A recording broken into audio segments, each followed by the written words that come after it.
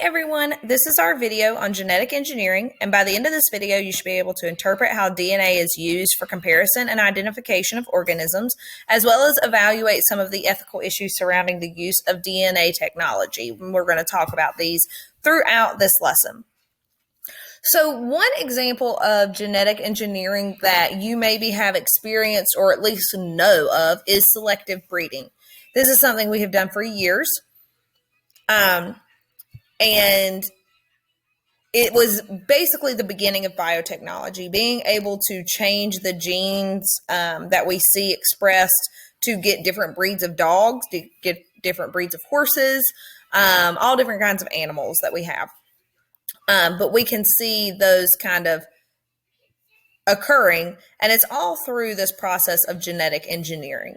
So one term to know when we talk about genetic engineering is recombinant DNA, and it's where you move genes from one organism to another, usually through the use of bacteria, and that is in plasmids. So plasmids are small circles of DNA that are found in bacteria. Remember, their DNA is circular, where ours is helical.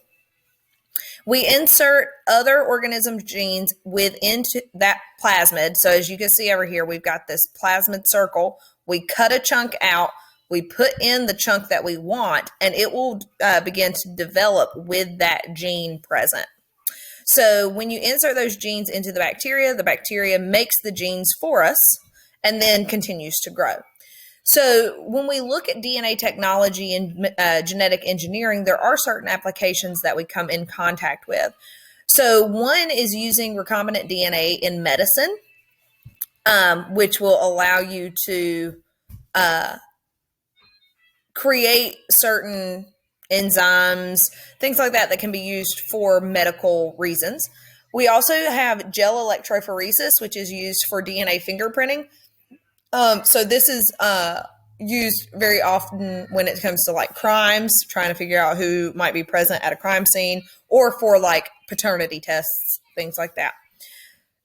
Really just very useful for identification.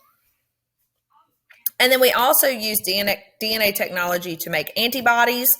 Again, going back to that recombinant DNA, hormones, vaccines, enzymes, human growth hormone, and insulin. So all of these can be made through genetic engineering. Some other applications that we see with genetic engineering deal with more like the agriculture side of life. So we have transgenic agriculture. And this is used to improve your crops because it can help them to become resistant to certain herbicides that you might be using to kill weeds, but allow your plants to still grow. Also resistant to certain insects that may be detrimental to the growth of your plants. These also can make it where plants require no fertilizer because they will grow bigger and bulkier as their genes are mutated.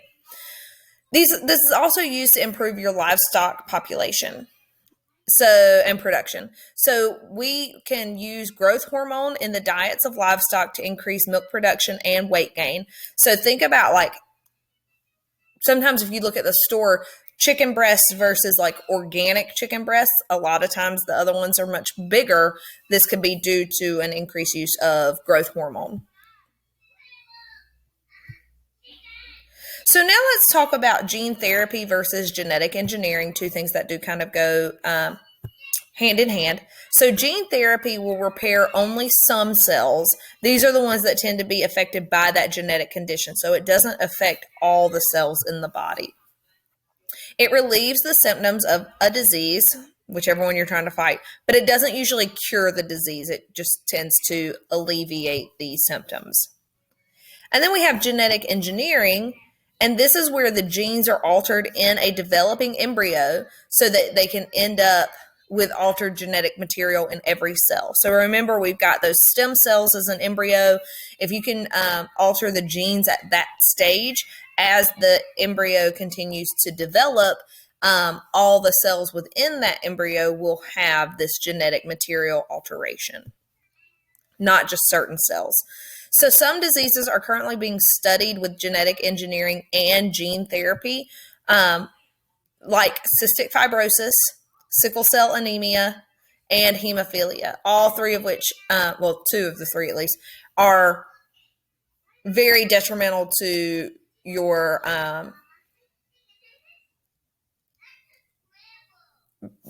life, to like your, what's the word I'm looking for? I can't think of what I'm trying to say. But how you live your life, how you're able to go through day-to-day circumstances. So now let's talk a little bit about the Human Genome Project and mapping that. So a genome itself is all the genetic information for an organism. This Human Genome Project began in 1990 and was completed in 2001. So it took 11 years to get a full sequenced human genome. We know where the genes are, but we are still trying to figure out what all of the genes do. So we know the presence of them, we know their location, but we don't actually know what they all will do. And this has many possible benefits for medicine, because if we can locate those genes, then we can, try to remove those genes, put in a good gene to fight it, and adjust from there. We can use genetic engineering since we know where the genes are. So now let's talk about some ethical conundrums when it comes to genetic engineering. And the first one is cloning. So cloning is making a genetically identical organism through non-sexual means. So this is not through sexual reproduction where two parents donate in half of their chromosomes.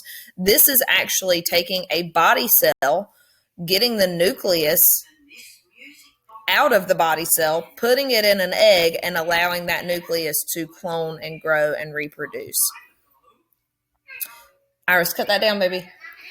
So somatic body cells, we do a cell nuclear transfer. And here we isolate a body cell from an adult.